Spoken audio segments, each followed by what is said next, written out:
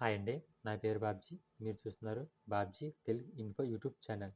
Friends, ఇవాళ వీడియోలో మనం చెప్పుకోబోయే టాపిక్ ఏంటంటే 2026 సంవత్సరం గాను కొత్త రూల్స్ అయితే ప్రవేశపెట్టింది మన ఆర్థిక సంవత్సరం. ఆ రూల్స్ ఏంటనేది ఈ వీడియోలో చూద్దాం ఫ్రెండ్స్.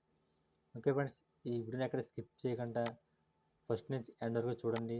ఇటువంటి లేటెస్ట్ ఇన్ఫర్మేషన్ వీడియోస్ మీరు నోటిఫికేషన్ ద్వారా పొందాలంటే మన ఛానల్ని ఇప్పుడే సబ్స్క్రైబ్ చేయండి. అలాగే పక్కన బెల్ ఐకాన్ యాక్టివ్లో పెట్టుకోండి. ఈ వీడియో లైక్ చేయడం వల్ల మర్చిపోకండి. ఈ వీడియో లైక్ చేయడం వల్ల ఎంతోమందికి ఈ వీడియో అనేది యూజ్ అవుతుంది.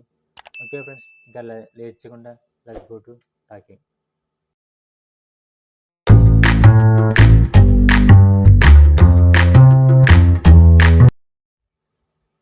ఇక టాపిక్లో వస్తే కనుక కొత్త లేబర్ కోడ్స్ అనే ఒక కొత్త రూల్ అయితే వచ్చింది.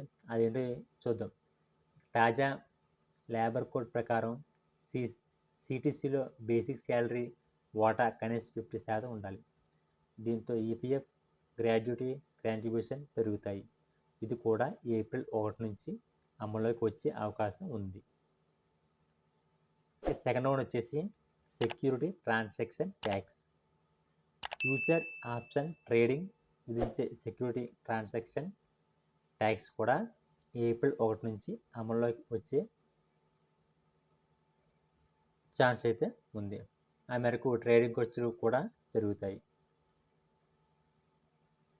ఇక నెక్స్ట్ వచ్చేసి పాన్ నిబంధనల మార్పు. పాన్ నిబంధనలు కఠినతరంగా కానున్నాయి. గతంలో పాన్ కార్డు పొందేందుకు ఆధార్ కార్డు సరిపోయేది. ఇకపై voter ID, passport, birth certificate వంటివి అవసరం అయ్యే అవకాశం ఉంది. నెక్స్ట్ వన్ వచ్చేసి రిఫండ్ రూల్స్ మార్పు. ఇకపై రైలు బయలుదేరే సమయానికి 8 గంటల లోపల టికెట్ రద్దు చేసుకున్నట్లయితే ఎలాంటి రిఫండ్ లభించదు. అంటే రైలు బయలుదేరే సమయానికి 8 గంటల ముందు టికెట్ రద్దు చేస్తే ఎటువంటి రిఫండ్ అనేది లభించదు. గతంలో 4 గంటలుగా ఉండేది.